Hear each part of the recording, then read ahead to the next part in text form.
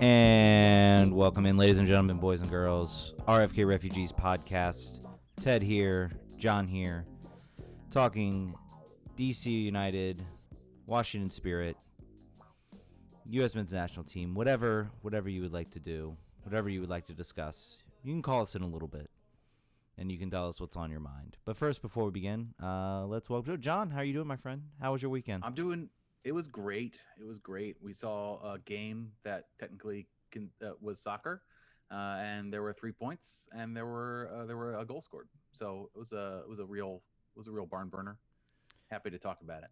Yep. Yep.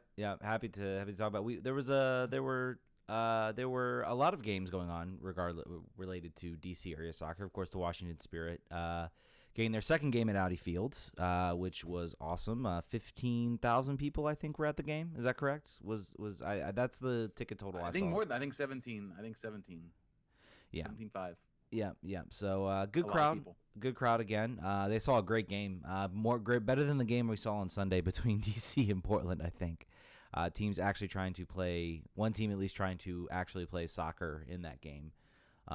The Washington area team. So great game, and it finished 2-2 draw. Kind of a disappointing result. Does that, I know, I guess they're not mathematically eliminated, and I think we're going to have somebody call in to talk about that. It'll be a special surprise. But do you know if that puts them out of the playoff picture? Are they still kind of, is it on life support at this point?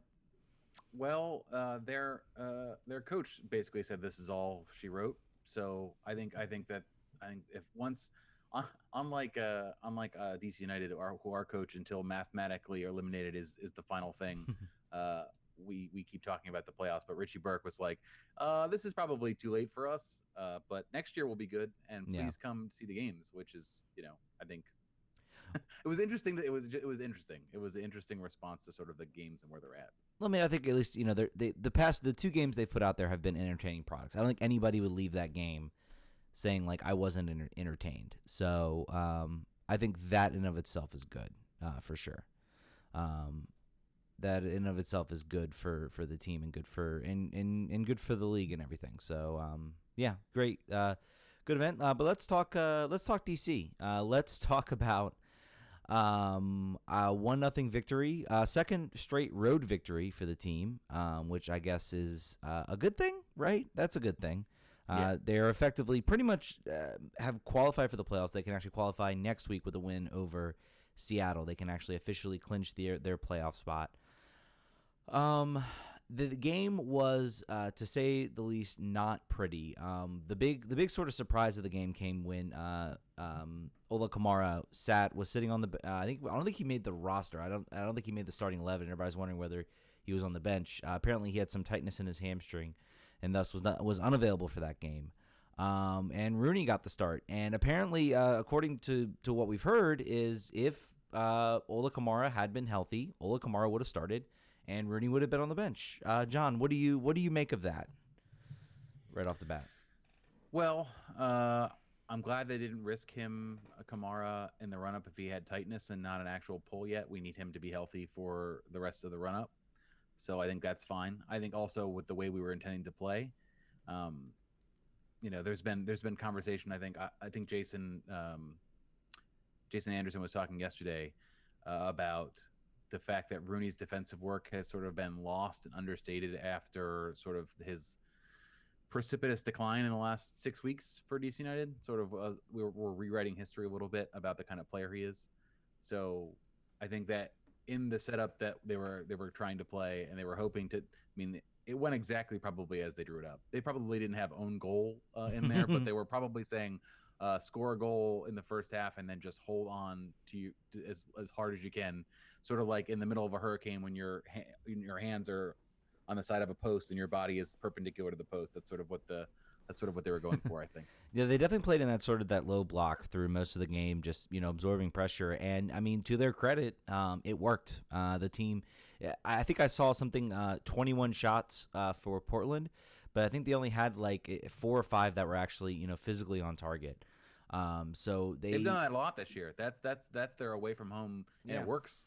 Who were they playing where they allowed 27 or 28 shots? It was another away game, and they won it. Was that the Montreal game? I think they might have been the Montreal game. Yeah, and they won that 3-0, which is just it's strange. So there you go. Yeah, I guess I'm just. If this was 2014, 2013, I'd be like, well, that's just how DC plays right now. But it almost feels like Ben Olsen has entered the season saying, he after the run of just exciting, fun, really fun to watch play from DC. It seemed like we entered this game being like, this season being like, this team's going to play fun, exciting soccer. It's going to happen. And now it's like, well, then things started to go really south, and it's almost been like Ben Olsen just kind of hit the button and said, all right, here's what we're going to do. We're going to go back to the way we played. It's going to be ugly, and we're going to find a way to get results. I guess it's working. My concern is when you get to a team of a higher caliber, of a higher level, say in Atlanta, even a Philadelphia, or a New York, an LAFC, those types of teams.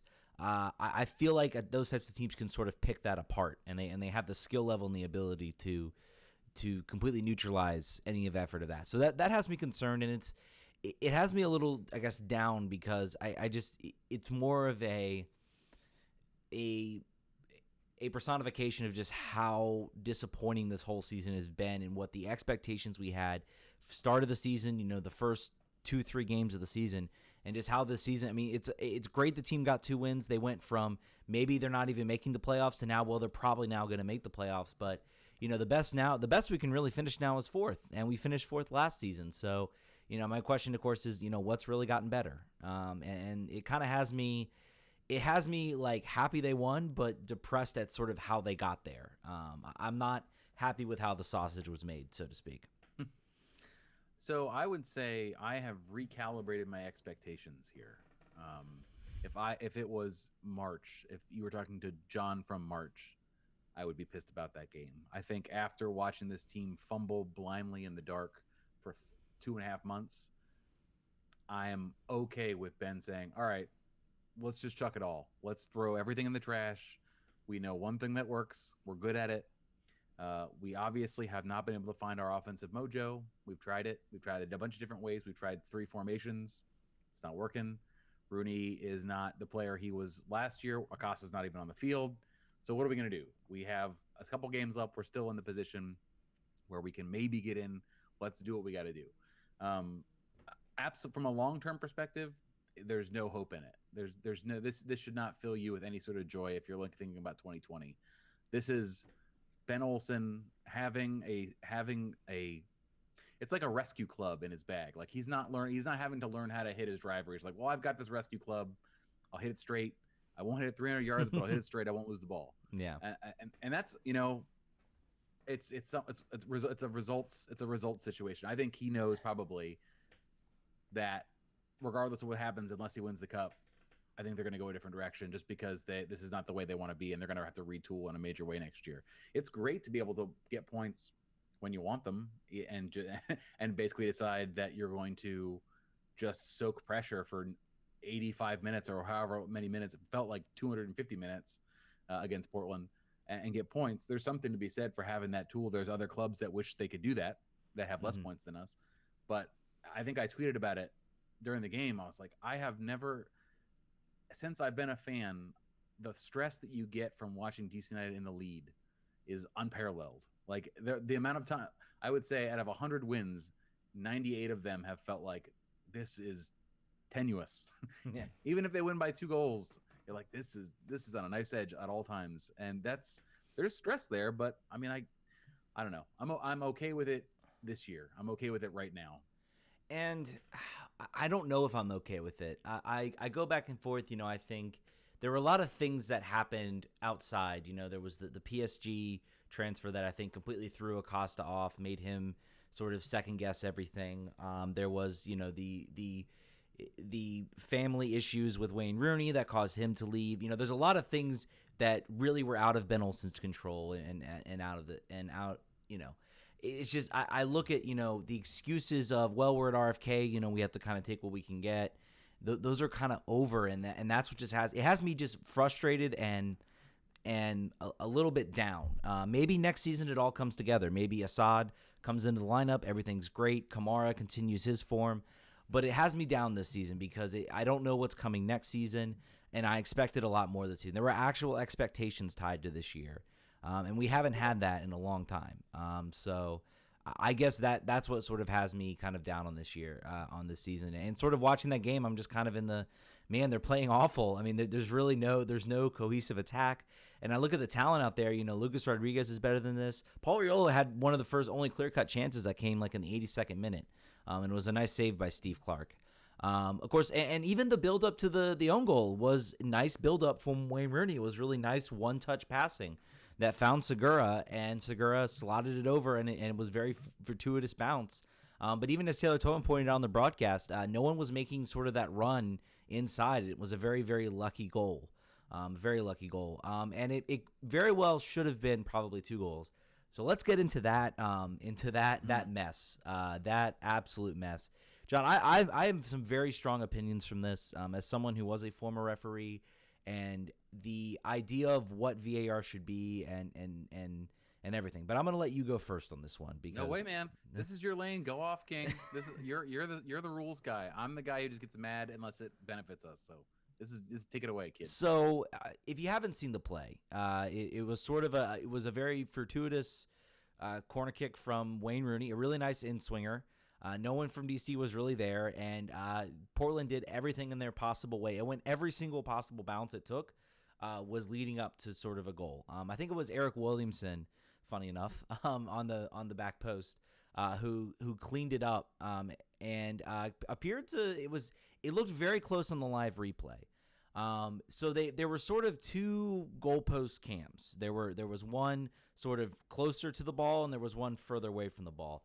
I'll have to go back and look, but I believe the one that they ultimately used to decide that this was not a goal was sort of elevated from the other goal cam. Did you notice that too? I'm looking at it right now. It is knee. It's knee height on the near post, and the target cam that ESPN showed where the ball clearly had a space. It was much lower and on the other side. Yeah, and I would love to see. I mean, this is the type of thing that I would think, like, if we were a bigger, I guess, a higher up league, there would be sort of on the live shows, they would maybe try to like recreate that with computer models. I think I saw that once during a Champions League game, I think between Liverpool and Chelsea, where they showed that the ball probably didn't cross the line when they gave Liverpool a goal. So I would love to see something like this done to see if my thinking is correct on this. But if you don't understand, so this happens in hockey a lot. Was sort of they don't have goal line technology either.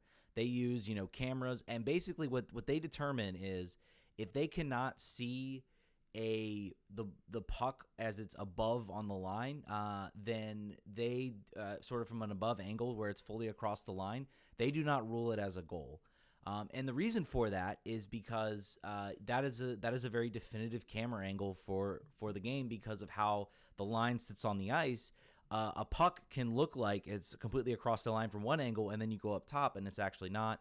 And it can also probably happen vice versa. It can look like it's not over the line, and then suddenly you take a look at it. In this case, the ball is certainly elevated. It's elevated, and I believe that goal cam that they use is distorting the image to make it appear like it's on the line.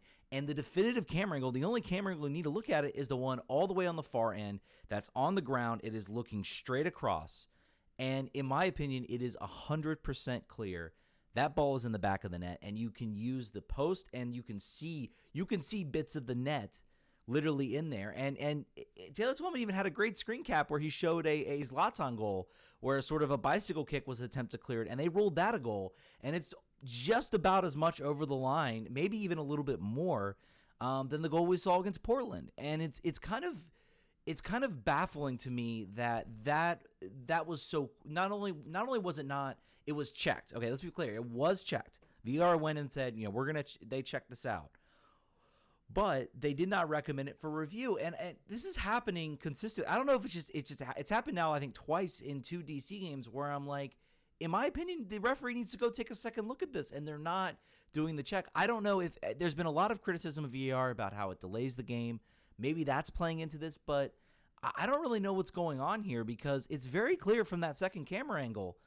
I would even, if I'm Ricardo Salazar sitting in that VAR booth, I'm like, I'm not the one who should be making this call. The center should be making this call. I got one camera angle that looks like it's very much in. I got another that it doesn't.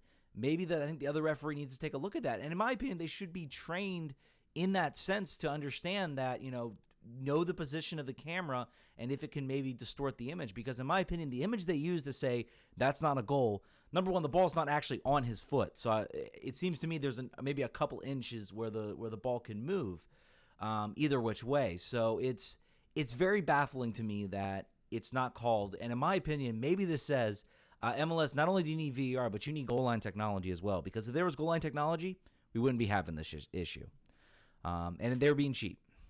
So yeah, I want Hawkeye for MLS. Yes, I do too. I want that would be really cool. Well, let's do that. Yeah. I don't have a lot of other things to say other than that. Other than we've got hosed. Luckily, it didn't come down to points where it definitely felt like after that happened, where you're like, oh well, they're obviously not going to win this game now. There's obviously going to be a goal scored by Portland, and like right after they had 2 or 3 good chances. So, but luckily, not the case. But here's the thing. It does make a huge difference, right? It does make a pretty significant difference. Right now, DC United is in an absolute horse race with Toronto FC. Now they've got extra games to play with the Canadian Championship, so DC has the upper hand in that they don't have to play as many games as them. They're going to have a lot of other focuses, and they take the Canadian Championship very seriously. But right now, when you look at the standings, they're in an absolute dogfight with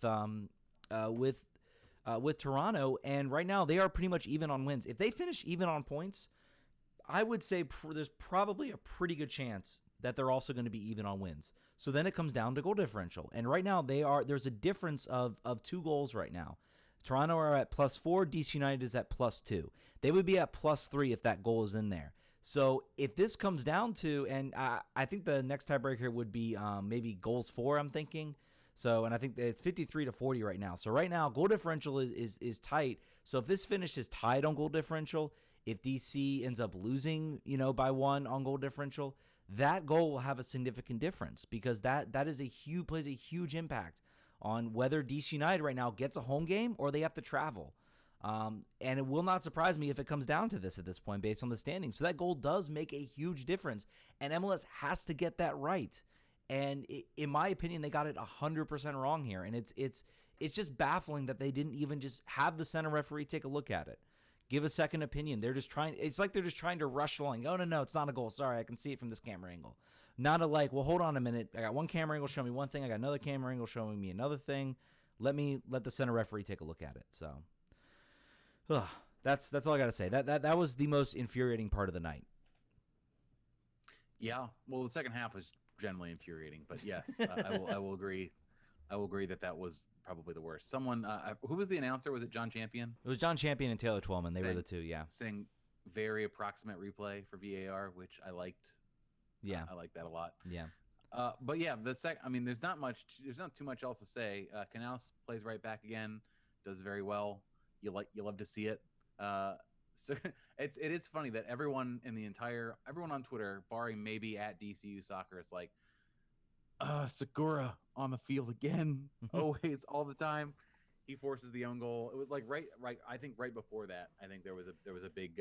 I think Roach made a joke about Segura. There were a couple other Twitters just going off, and then that happened. Like that's sort of the way it goes. Yeah. He was wearing like number 700 or something because he got blood on his jersey.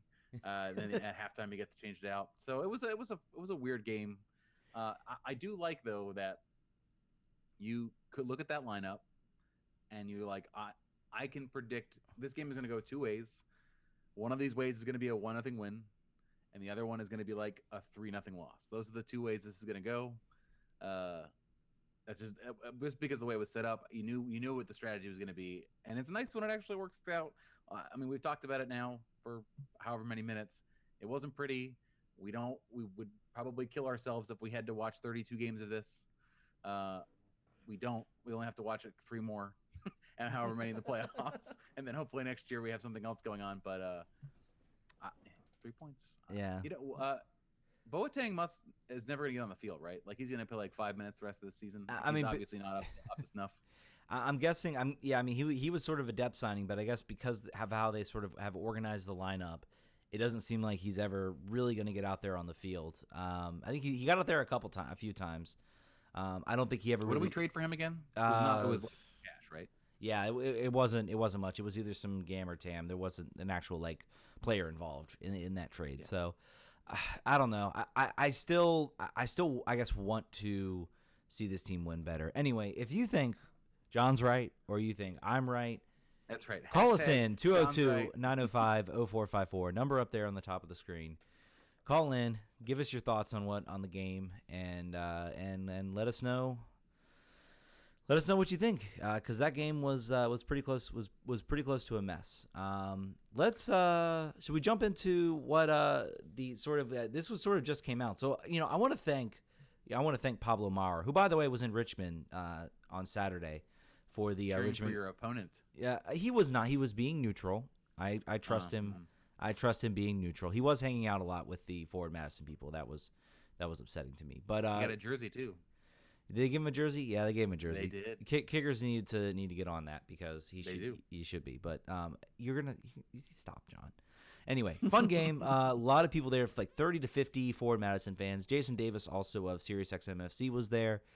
Fun times, hugely fun game. Probably like the biggest tailgate I've ever seen at a Richmond Kickers game. But that was a lot of fun. But Pablo Maurer tweets out sort of asking the District Ultras, who I would say are probably the most, I want to say, counterculture group of the supporters, I guess, why they're not involved. John, you have the statement up. Did you want to go ahead and read that? I do not have it up anymore. Basically, I will summarize. Basically, the idea was saying that we have a very diverse political makeup for our group, and we are about talking about the team. We're about talking about the front office. We're not really staying up current on what is the thing of the day. But just because we don't doesn't mean we don't support it. Here we go. I have it up here. The members of the District Ultras do not have a monolithic political stance. We try to stay apolitical as possible. While we do have many members that lean left or center, we also have some members just to the right. Gladly, we have no fascists, communists, or monarchists that dwell with us on Water Street or road trips or in the Chico stand. And if there are, they keep it to themselves, or we have dealt with the issue without having to make a show of it. With diversity of thought, however, we all agree that bigotry of all stripes is not welcome in our club. Hate the other team, not the man because of his genes, is a well-known saying that one can hear between sips and chugs of some tasty, tasty brewskis. You need to remember we are for the team, and our job is to comment on the play on the field, the jackassery in the stands, and the tactics or lack thereof of the front office. While we might not be posting the hashtag of the day, we fully support those groups. They are starting to taste the leather of the MLS jackboot. Also, the West Coast folks seem a bit behind us. I think people are saying like the chants and stuff were the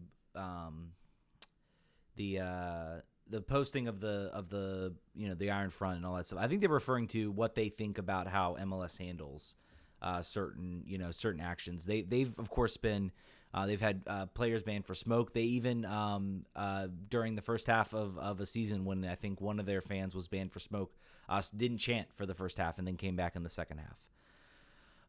So it looks like we do actually have a call in right now, and it looks like it's Tim from Washington. So, Mr. Producer, please patch him in right now. And we got him. Tim, how are you doing? Good. What's on your mind?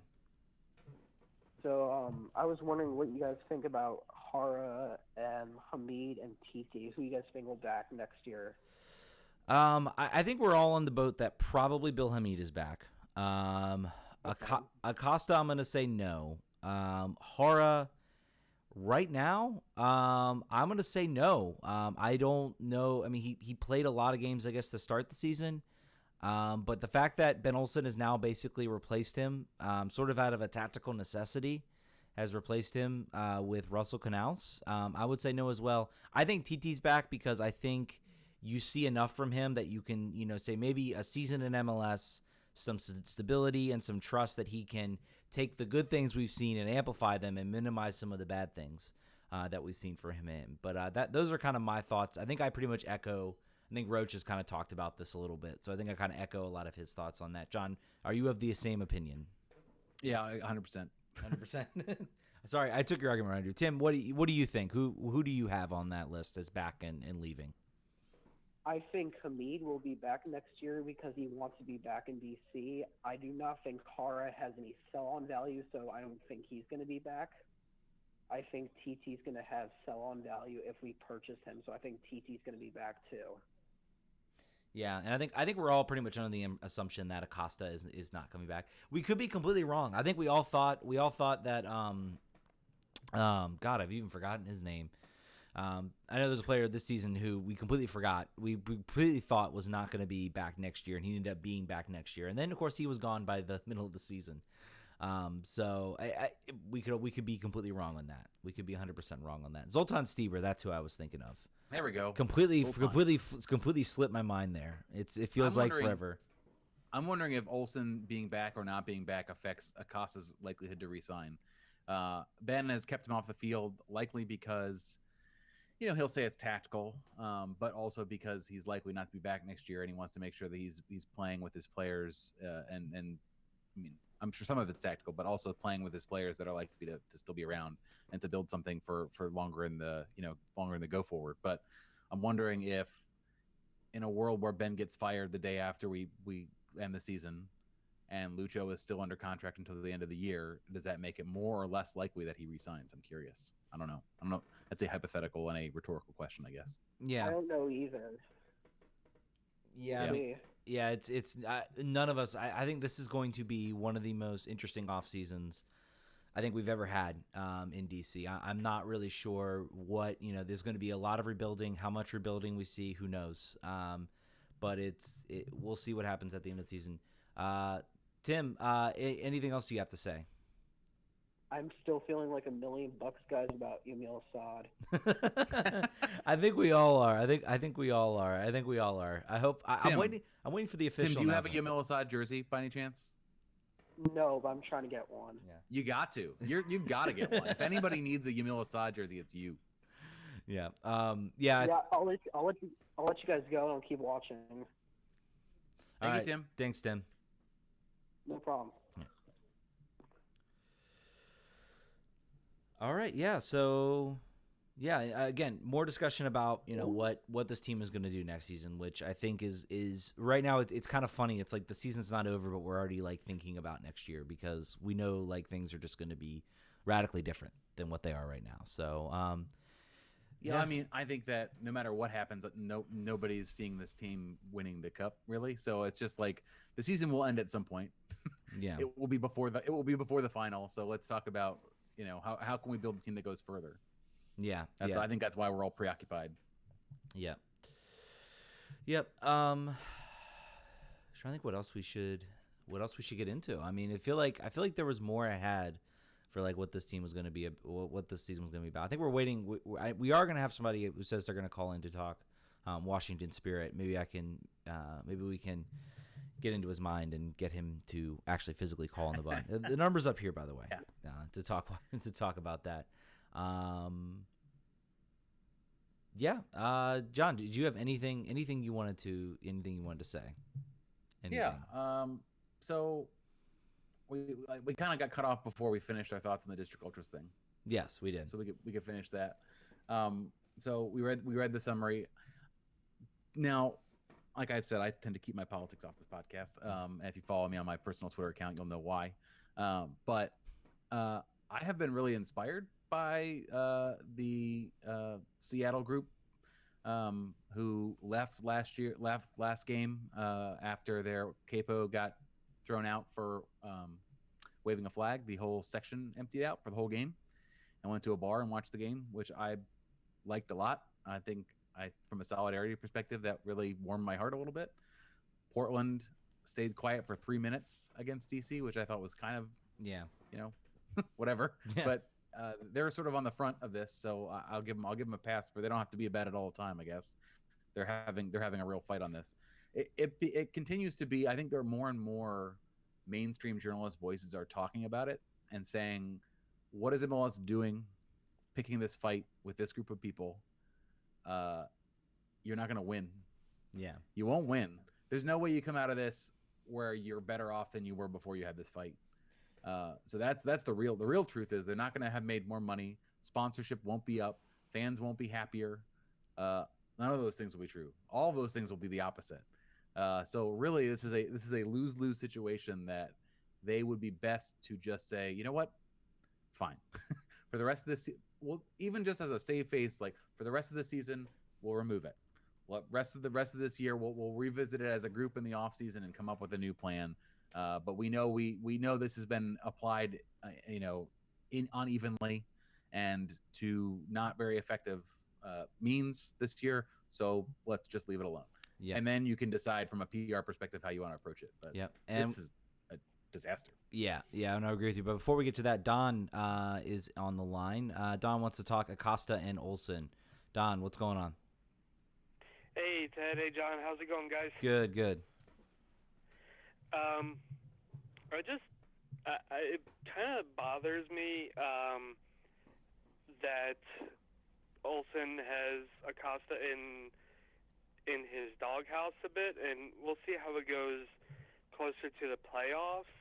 But if Olsen is essentially using this run up into the playoffs as an extended preseason to see how the team looks without Acosta, that kind of bothers me. Do you think I'm reading the situation wrong? Not necessarily. I think that is a way to read this. The funniest thing about that is most people would say, this is not the coach I want to prepare for the next season. So if he's like got a game plan out for 2020, we're hoping that he's not the one implementing it. That's the case for a lot of people. I am of the continued belief that you get your best players on the field, and then you figure it out. And that's why Rooney's going to keep starting. You got to figure it out. Acosta, however, if you watched him in the last 15 minutes of the game, looked tired instantly. The man was sucking for air within 5 minutes. He's not fit to play long bursts right now. I think he's just been out of it so long. And his head's still not all the way in it. He's still, it's visible and it's obvious. Now, if I'm him and I've been pulled out of this team that I've been a 90-minute starter of for at least 3 years, would I have reacted poorly? Probably. I think that's probably a normal human reaction. But now, because this decision has been made and implemented for so long, I don't think they can fix it. I don't think they could just throw him in as a starter next week or this weekend and everything will just be fine and you'll get a real 90-minute performance out of him. I don't think it's even possible. I'll be very curious, it looks like this team is making the playoffs. I will be very curious to see how these players, if there's any sort of change in mentality once we get to playoff time, if there's any sort of, okay, we're now, it's winner take all. If they go on some sort of run, could we see Acosta start to, hey, this is a chance for me to get on the field. If I can prove something, then, if I can show something, then I can, more people are going to be paying attention. Or if I walk away here with a trophy, some more people will be paying attention. I think from right now, based on the fact that he is not out there on the field, he is not going to be here next season. I think and I think he is. I think Ben Olsen is making it clear, you're not in my plans. We're not winning. We haven't been playing well when you've been out there. I found something where we've gotten 2 wins on the road. I'm sticking to that system. And that's been the Ben Olsen every single time. When he finds, he'll tinker, but as soon as he finds something that works, he tends to stick with it, and he tends to ride it all the way for better or worse. So I think that's what we're seeing right now. But as you guys said earlier in the show, like, what happens when they come up against a better team than Portland or Montreal? That really, and there's no offensive cohesion right now because that's not really the game plan, it seems. So it's kind of mind-boggling how you got to get your best players on the field, and even if Lucho is 60 minutes fit, you got to think that he's one of the better players on this team still. Even if he's not in Olsen's plans for next year, John, you said that I don't think Olsen should be in DC United's plans for next year if he's just treating this run up to the playoffs as an extended preseason. That's kind of bonkers to me. Yeah, I do want to say that is I think that's one characterization of what he's doing. I also think that there is desperation in this man's heart. He's been trying to jumpstart an offense, moving different players around in different formations, and has just thrown his hands up and says, I don't know what the hell to do with these people. They're not responding to me anymore. Lucho's a shell of his former self. What worked last year doesn't work anymore. We've got Ola Kamara, but we're currently not set up as an offense with our best players in the field to serve him the way he needs to be served. That can change probably, but we've only got 3 games left. So I'm just gonna do what I know how to do and hope that it works out. And it probably won't. And it's not a long-term success plan, particularly at home against good teams. You know, you're not going to play any bad teams in the playoffs. So that's a problem, unfortunately, for us. And Seattle looked pretty good. Won 4-2 in their last game over the Red Bulls. That's going to be kind of the real test. Sorry, I don't mean to interrupt you, John, but that's kind of the real test. Is will this work against Seattle? And my inkling is no, but we'll see what happens. It's going to be. I will be interested to see if Kamara is fit. Do they put Rooney in the 10 and put Kamara up front? I hope so. It seemed to me on the broadcast that I thought it was Taylor Twellman indicated that if Kamara was healthy, you would not see Wayne Rooney out there, and I'm starting to think that might be the right choice. This sort of low block, sort of you need a sort of finisher, somebody who can get the ball into, you know, you're going to get only a couple opportunities. You want a strong finisher in there, and Wayne Rooney, you know, he might have been a really strong finisher when he's in the Premier League, but he's not that type of player anymore. He's basically on the field right now. The only time he has been threatening is on set plays, free kicks, and corner kicks. That's been about it. There hasn't been much else really that he's been able to do to sort of to stretch the field, and he drops back way too much. So I am starting to think that we will see Wayne Rooney come off the bench against Seattle. I'm making that prediction right now. I think Ola Kamara starts and no Rooney. You guys keep up the good work. I'm going to hang up and listen. Yep, thanks, Don. All right, take care, guys. Take care. All right, and I believe we'll have Matt is going to be calling in soon. But just to sort of, before we get Matt in there, just to sort of finish my thought on, to sort of respond to what you said about the District Ultras. You know, I think they could have been a little bit more, I guess, poignant in their statement. They responded pretty much just the way the District Ultras responded. And to be honest, that's how the group wants to respond. That's honestly okay. If they don't feel like it's their business to get involved, that's okay. You know, despite of what I believe in my personal politics, they're the group and they can make that decision. You know, it doesn't stop an individual from going out and you know, creating that display and displaying it if they feel strongly about that. But if the group doesn't want to be involved, you know, officially in an official capacity with that, you know, I understand. So I think we're going to have Matt is going to be on the line. So I think we're going to get him in to talk some Washington Spirit. Matt, how you doing? I'm good. How's it going? Good. You want to talk Spirit, so you feel free to fire away, my friend. Okay, I don't know if you guys saw the game, but last time I called in, we had talked about, you know, the Spirit showing who they really were, and I think they did that again against Seattle. Seattle is a better team. I think that stoppage time goal that they conceded to let the draw, I don't think that was indicative of their season at all. So, yeah, we saw who they were, like, long-term, but that goal I don't think really says anything. And I still think they take a big step forward next season, but the big question is, do they move to Audi? Yeah, I think that's the question a lot of people have been asking. It seems to me like they still want to be in the Soccerplex. I think, you know, as Joanna Lohman talked about on the show, I think you see more games next year at Audi Field. I think you see possibly 3 or 4. Maybe, you know, you do one, you know, maybe you do the home opener there in this sort of a test. I think the one thing you have to be careful about is if you start making all the games at Audi Field and then you get a Wednesday, you know, say a Wednesday night game, are you going to be able to draw, you know, 20,000 people? You know, there's something to be said with the idea that this is it's a special thing when they go play at Audi Field, that you can garner a lot of fans and a lot of interest because, you know, someone in Virginia or someone even in the DC area is like, oh boy, I don't have to drive to Boyd's, Maryland to go see them play. suddenly when it becomes, very, very convenient. The only example I can really give is an episode of South Park where like Cartman gets like a theme park, and then he like shuts down the theme park for everybody except him, and then he starts to let people in, and then suddenly the theme park becomes really popular. It's kind of that thing. It's like, you create sort of an exclusive type event, you limited time event, you get a lot of people interested, and a lot of people show up because a lot of people plan for it. They can see it on their calendar. Suddenly when it's every week, you've got those 20,000 people are like, well, now they can pick and choose a little bit. So you might have, 5,000 of those, 15,000 show up one weekend. Then, 10,000 of them show up another weekend. Then maybe you get a big game and a lot of them show up. So I think they're playing it smart. I think they've raised the profile of their team in the city. I think they've had the games on CSN's been great. But I was sort of I came in sort of the opinion that, yes, they should move to Alley. They should be in DC. They should be closer. I've started to sort of pull back a little bit from that and sort of listening to what Joanna Lohman said and some other people have said. I don't think they make that move right now. I think you kind of ramp it up a little bit and see if that interest sustains, because if you do 5 games here and then suddenly one of those games there's like 2,000 people there, then you start to recalibrate, because 2,000 people looks a lot more full in the Soccerplex than it does at Audi Field. So John, did you want to chime in on that?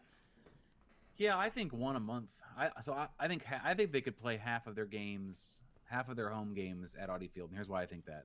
I don't think break even for them is 15,000 or 17,000. I think it's less than that. I think it's 8,000 or 9,000. I think they can probably break even on a rent at that rate, particularly because the tickets are actually sometimes more expensive than DC United tickets, because they don't. In the past, before they opened up both sides of the field, it was like $60 for a sideline seat against Seattle, I believe, or not Seattle, whatever the first game was, Orlando. I think that this would hose Matt a little bit. It hoses the season ticket holders who can get to Boyd's and find no problem in it.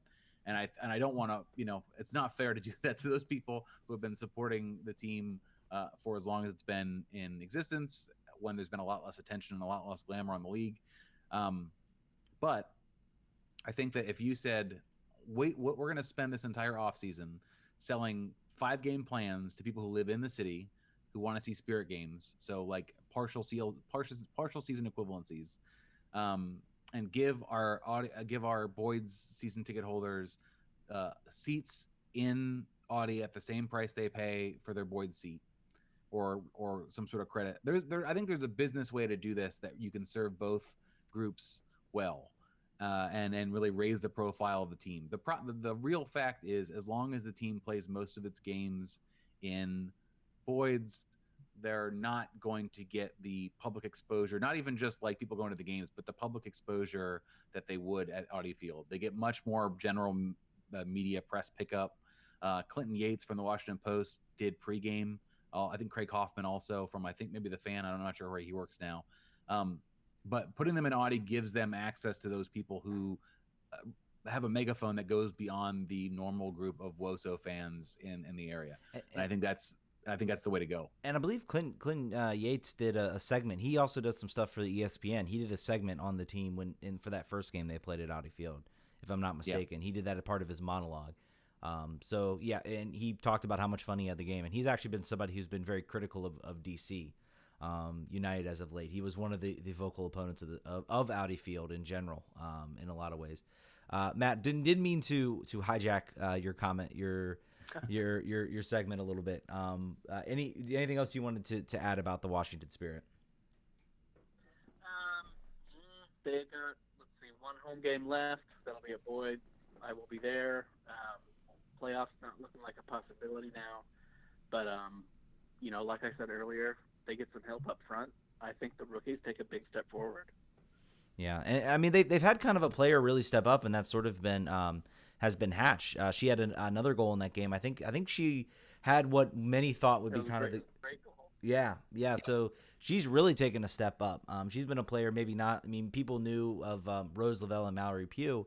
I think Hatch is the person whose stock has risen the most amongst sort of the non-US USMNT Spirit players. So I think there's a lot of positivity with the team, and I'm excited to watch the games next year. I'm not sure how the Olympics is going to play in. I hope U.S. Soccer does a little bit better job with the NWSL, sort of the Olympics, than they did with the World Cup. I'm still bitter about the whole, games with players missing. I think it hurt the spirit, especially. I do hope that they don't stand pat at forward with Ashley Hatch. It's been good that she's scored, I think, maybe 6 goals this year. Shayna Matthews has not really been a factor, been a defensive forward, on the road forward with chasing a game. Been kind of disappointed with her output.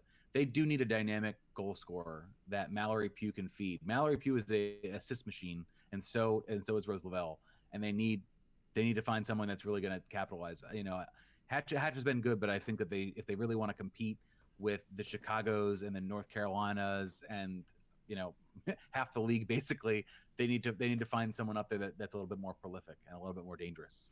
Yeah, agreed. Yeah, another option would be great. I mean, Pugh hit Hatch's head for the assist. So I mean, there it is. You can see it on the field. Yeah, absolutely. All right, Matt, anything else you wanted to add before we let you go?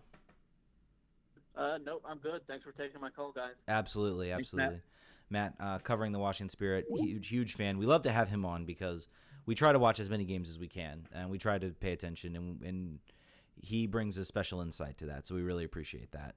He's been a season ticket holder for multiple years, so he's really got a good perspective on it. Yeah, absolutely. If you want to talk DC United Washington Spirit, you can call right in 202-905. Number's right there above the screen. You can see it. Call in. We've had a good response this week. I'm very happy about that. I like 8:30 change is good, I think. Yes, I think more people are available and willing to call in and tell us what they think. So, and it gives our producer who we've brought on something to do, so he's not just bored listening to us, because he listens to us enough. I think in a week, more than most people do. So, Ted, have you ever had Tangerine Sun Crush? No. Is it good? No, it's weird. It's got green tea in it and fruit.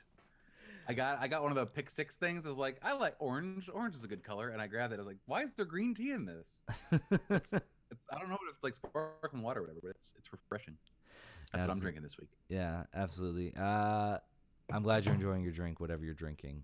But thank you. We should probably. It gets me up. It gets me in the mood to talk, because I was talking to my wife right before the podcast. I'm like, I don't know, man. I don't know. I don't know if I'm ready for this. So Thanks for all the calls too, folks. That's been helpful to get us through this. To keep the calls going, because I mean, like, I've tried to think, there's nothing really else. I mean, I'm glad the international break is done. I dislike international breaks. I've learned that I just do not like them. Yeah. They're boring. They're bad. They're not fun. They're just like a bunch of pointless games that people try to grind meaning out of, and then a couple of qualifiers. Particularly because they're friendlies, right? Like they're of no consequence. They're of literally no consequence. Well, I mean, we have some. Go ahead. Well, you have the the European qualifiers and stuff like that. I guess we're gonna have the Nations League this year, which who knows? Yeah, looking forward to US v Cuba and US v Canada. Though Canada might be more inclined to care a little bit more about that game. So we've got some questions in the Discord, which I'm advertising now. If you know what Discord is, if you're under the age of 30 and know what Discord is, we have a server. I'm sure that we'll make sure we get the link out for you to join it. Hoya Nick says, which DCU player called my man Quincy exhausting? So I don't know if you had a chance to read the Washington Post article about Quincy. There was Steve Goff gave someone anonymity to be like, I'm actually kind of tired of his shit. He kind of talks too much, which I thought was amazing. A, that someone said it. B, that Goff was like, all right, you can say that. I won't say who it is, but I will put it in my article. I feel like that's reasonable. I mean, think about, he's a lot. If he's a lot on the field, and Ben was basically like, that's him all the time. The guy you see and the guy you hear in interviews, that's not a put on. That is just 24/7. That's how he is. So I imagine, say you've lost 2 games in a row and you're on the road and you're sitting at the airport and you got a middle seat and you're next to Quincy and he's talking about mind games. You got to be in the right mood for it. So yeah. He says that he thinks it's Fred Brillant for no good reason other than he seems serious and quiet, except when vaping at 3 a.m. with Rooney. So that's my money. My money's there. My money's there or Areola. Although Areola had a quote already in the piece where he's like, "Yeah, he's a lot." So maybe it's not him. Maybe it's been proved by that. We got another question. Yeah, go ahead. Greg says, if we fire Olsen, would you rather have a coach with a long history of winning at lower levels, USL or college, etc., but no MLS experience, or someone with experience in MLS or Europe but a mediocre record? I think that's a good question. It's a really good question. I think that you probably want someone that has a track record dealing with players of a certain caliber. And because so many times coach is as good as the players that he has at his disposal. Pep is as good as he is because they spend $5 trillion on player salaries. That's helpful. So while Ben has been the subject of low budgets up until pretty recently, with about the same level of results, I think that you could bring someone in that's been at a team similar to been in an atmosphere that Ben was in, but maybe was able to create more exciting soccer out of the Lidl shopping experience versus the Wegman shopping experience or Harris Teeter. What can you make with better ingredients? Yeah, I mean, I think like a mid-tier German club type coach, a coach who maybe has punched above his weight, sort of in sort of bigger leagues in Europe, or even maybe some of the mid-tier leagues in Europe, I think might be a good choice. Really, I don't really have a blueprint of a coach that I would want at DC. I think Jason Kreis, I would love to have him here. I think he could do a lot. I don't think he's really gotten a fair shake. He was sort of been top of my list of coaches. But we do have a caller in, by the way, Eric, calling in to talk about that sweet back line. So, Eric, fire away, my friend. Hello.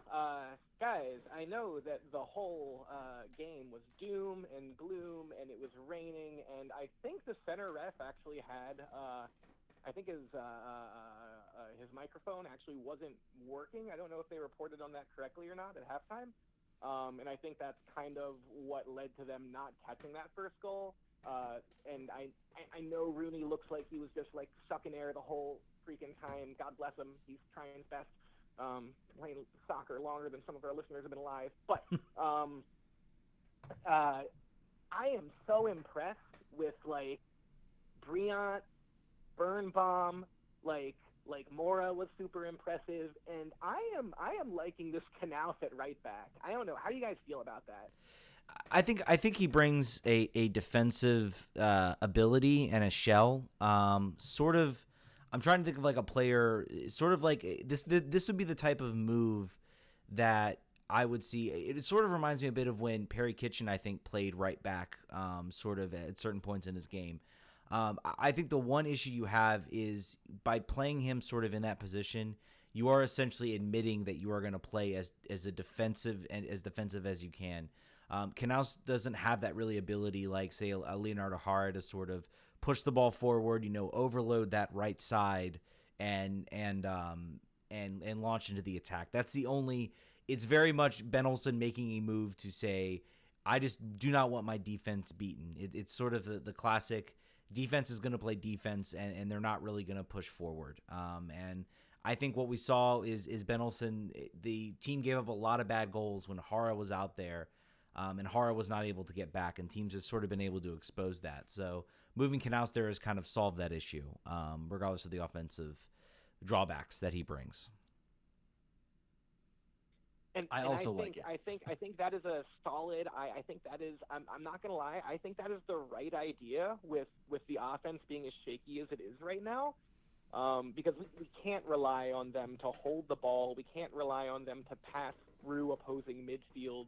All we can really rely on, like with Rooney or Ola Kamara on the field, is some sort of like swift, like Areola TT centered like counterplay. That's what I've been seeing. Yeah, and I guess one thing you bring up, sort of the counterplay. I think there was the opportunity DC got sort of late in that game. Sort of came from the team applying more of a press, like sort of what they actually had done last season. I think something that's maybe gotten a little bit lost is Ben Olsen sort of changed a lot of things, and how the team was going to play. He wanted the team to be kind of a passing, build-up type team, and sort of went away from the sort of, midline press team that sort of, their job was they were going to win the ball in the middle of the field and then they were going to push it forward. And I think the idea of that was to sort of save Rooney's legs for sort of a longer season. He came in mid-season. He had a whole bunch of home games. They could really run him as much as they wanted to. And I think the idea was, well, let's develop a passing style. Let's work on more link-up play to use his abilities. And it worked for the first half of the year, and then a lot of players went injured, and the best lineup wasn't available, and things kind of all fell apart there. But that goal that the goal that the sort of the opportunity that Ariel had in that game kind of reminded me of that 2018, just, get the ball, win the ball in the middle of the field, with maybe the other team trying to push forward and attack, and then you can sort of, hit them fast and quick.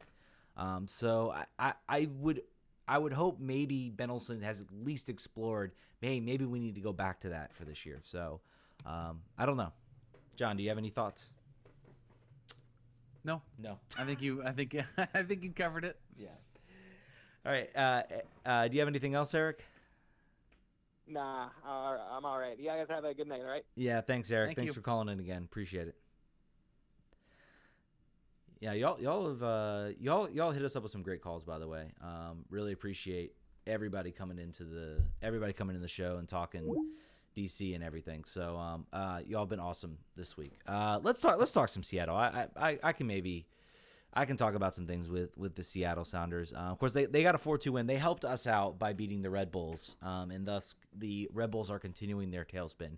It's kind of funny. People have talked about like DC being like the team that might miss the playoffs or might fall out of the playoffs. Montreal losing to Cincinnati seems like none of the teams that are currently in the top 7 will fall out of the playoffs. All those 7 teams probably are going to make the playoffs. It's just a matter of what positioning at this point.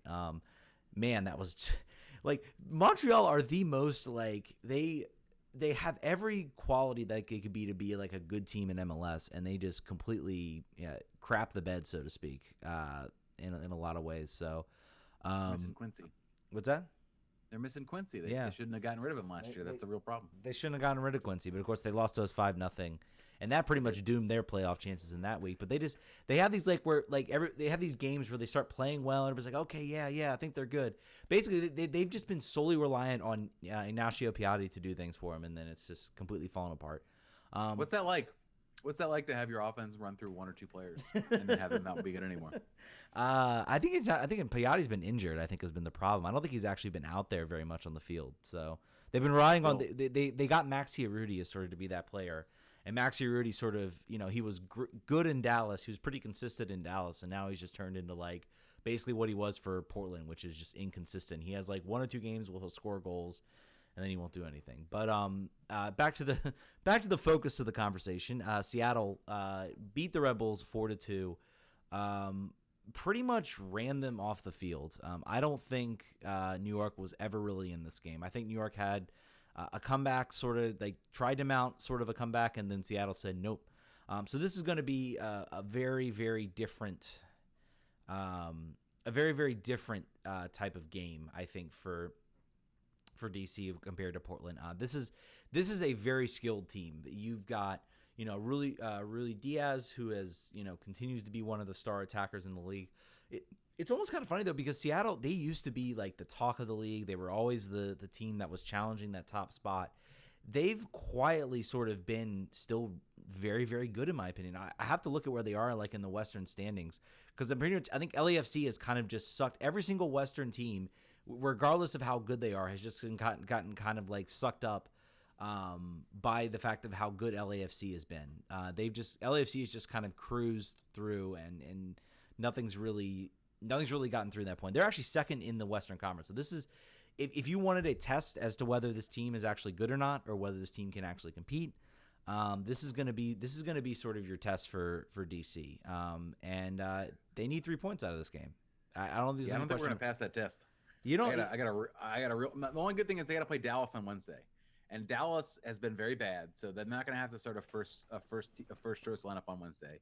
So that is a strike. That's like a half strike for DC. That they don't. But however, we're just chilling at home for 6 days, so that's a benefit for us. So hopefully they at least start a few of their good players, and they play them at least 85 minutes, 87 to 75, 80 minutes, so that on Saturday they're a little more tired. But well, I mean, I guess the benefit for them is right now is they're fighting for holding on to that second spot behind Minnesota United FC and Real Salt Lake, who saw that, what, 3 or 4 weeks ago, that being your top 4 in the Western Conference. So yeah, they got the game on Wednesday. I think they'll still have to take that game seriously. They can't just completely write it off. Yes, but FC Dallas are bad, but FC Dallas are still a talented team that's just not playing well at this point. And they can punish you. They can punish you dearly.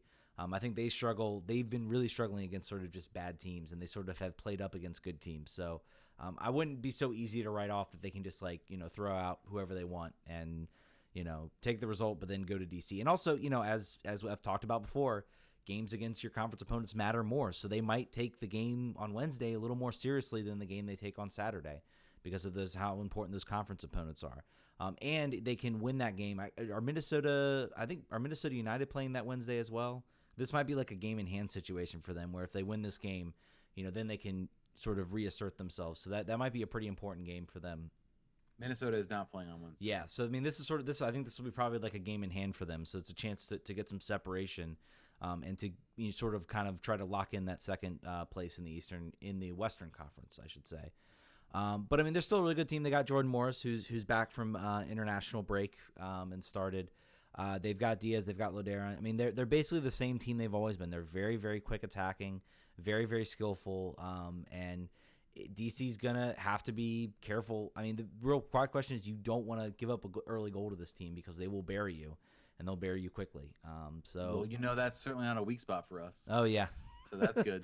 Well, they've been really good about it the past few weeks, not giving up an early goal. We'll see what happens. I don't know. That's true, but we're at home now against a good team, so this is where it's going to happen if it happens. Yeah, I mean, let's make some predictions about this. I feel like we may be on different sides of this one. Yeah, you might. I don't know. We'll see. What do you got? You go first. I predict an early goal given up. I predict a 2-1 loss. Seattle wins and does not necessarily crush us up for the playoffs, but it certainly gives us no confidence at all to excel. I think we'll beat the Red Bulls in a somewhat fool's gold situation, and then we'll beat Cincinnati, same situation. Well, even though they beat Montreal last week, and then we'll go into the buzzsaw and play probably who will we play there? The 5th seed. The 5th seed, yes. Or the 4th? Who is it? So the 5th seed right now would be Toronto. Is the 5th seed right now. But yeah, if we finish 4th, we play the 5th seed. If that's what you're referring to. Yeah. Well, I think we could maybe beat Toronto in a one-off game. I think it's possible we get further than last year, which is hilarious considering this team is worse than last year definitively. But yeah, I think we lose against Seattle. Seattle's too good and they're kind of flying high right now. I think. You know what? I really don't know what to think. I don't know where to go with this game. I feel like I could go like 5 different ways. I think it's going to be kind of similar to what we've seen in a lot of these games. It's going to be if they can hold on, if they don't give up the early goal, if they don't, if they don't concede early, if they don't get buried early, then I think they stand a chance of sort of nicking a goal. They are going to be at home, which in theory should be good, and especially with a team traveling cross country, that tends to usually bode well with MLS's travel situations and lack of charter flights and all that good stuff. Especially a team playing on a midweek game should be pretty important. Oh, I don't know. I'm gonna go 2-1 DC win. You know what? I'm gonna say this restarts the fire. It's not gonna be a pretty game. I think they manage to figure out a way. They get a goal early. And then Seattle scores second half, and then they get a goal late, and basically send Audiefield into euphoria and completely fix everything regarding. There we go. Ben Olsen in. Win a game ago. Quick thing before we close the show. Wayne Rooney was in an interview before the game against Portland and basically reiterated his concern about the fact that not taking charters is stupid, but then also said that American players are underpaid, tragically so. I assume he's talking about a lot of his teammates that he knows how much they make. Areola would probably be one that sticks out. Bill Hamid would probably be another as he looks at their salary and looks at their contribution. So that was cool of him to do. Again, we talked about this as after he announced he was leaving and got a little when he got spicy about the refereeing and then also the charters. is that he can still say whatever he wants. He's not here for that much longer. And the fact that if he continues to use his platform to speak out on behalf of his teammates, that's a very cool move on his part, and I support it. Yeah. Keep doing it, Wayne. Yeah, absolutely. And I think it's important. I thought it was great of him to say they deserve to be paid more, because I think the market value and how MLS values how much value they place on their players affects, perception abroad. I think if they just increase, if they can get a little bit better of a market share, and it also it affects how much European teams are willing to pay. They want 10 million for somebody like Paul Arriola, but a European club looks at it and say, well, you're only paying him $500,000 a game, $500,000 a season. You're not paying him enough that we think he's worth 10 million, and we don't understand why you want that much for him. So I think there's a huge disconnect. And my hope is also that they change some things with how much MLS teams get, because I think that'll make, rather than DC thinking they need 10 million for Arriola, they think, well, we need 8 million. So I'll be curious to see how the perception of a selling league sort of plays into that, whether we see some things get a little bit easier. Maybe there's a time frame. If a player's been with you, 2 seasons, and you sell him, then you get full 100% of the profits or something like that. So one more thing too, along those similar lines about something Taylor Trollman said before the game, was talking about how he's hearing more and more that they're really going to loosen the reins on salary cap, and the teams at the top will be able to spend what they want to spend for the most part. And for him, John Champion agreed, is that allows you to build a league of heroes and villains, your Man Cities of the world, who are spending all of the money but are still beat by the Norwiches of the world. I think there's something to be said for that. I just don't. I can't really resolve how I feel about it as a team who is decidedly in the middle class of MLS. I don't know exactly how I feel about really letting those teams at the top just spend to their heart's content.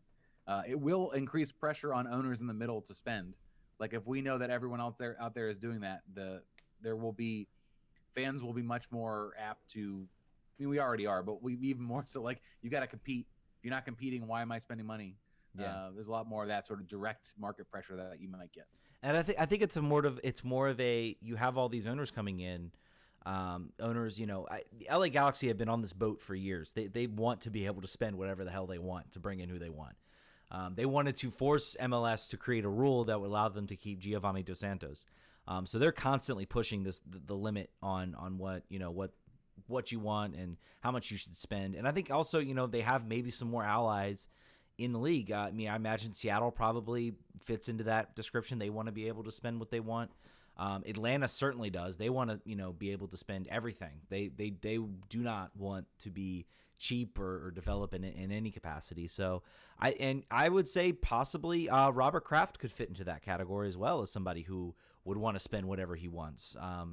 It seems to me when he has these like little spurts where it seems like he cares. So I think there's a little bit more push now where like we need to start, raising the level, raising the bar.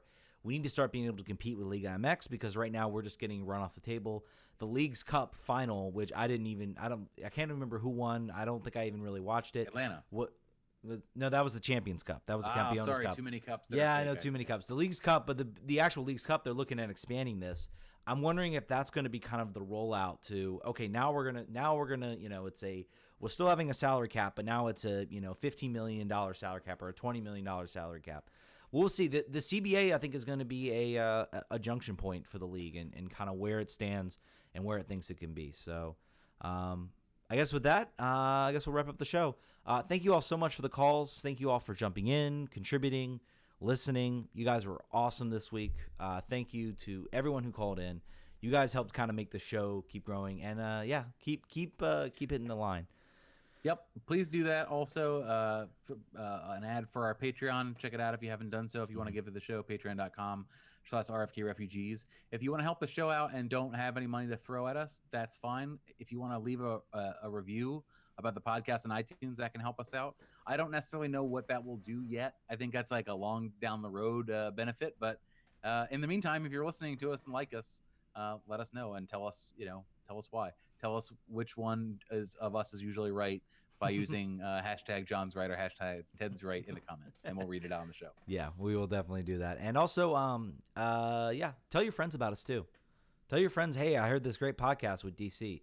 If maybe they don't like the coverage that DC gets. They're fed up with Flow Sports, and they want some people who are going to be Us real. Us too. We are also fed up with Flow Sports. We are fed up. They finally got an Android app. I forgot to mention this. They got an Android app. They finally got an Android app. It's so basic. All it does is live streams. I'm very disappointed and upset about that, but I'll save that for another show.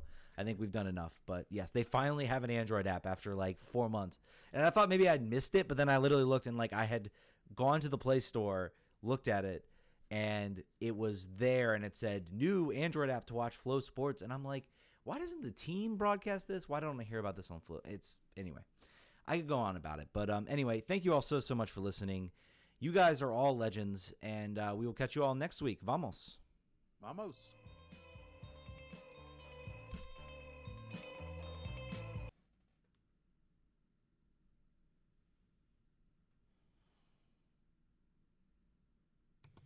That was abrupt.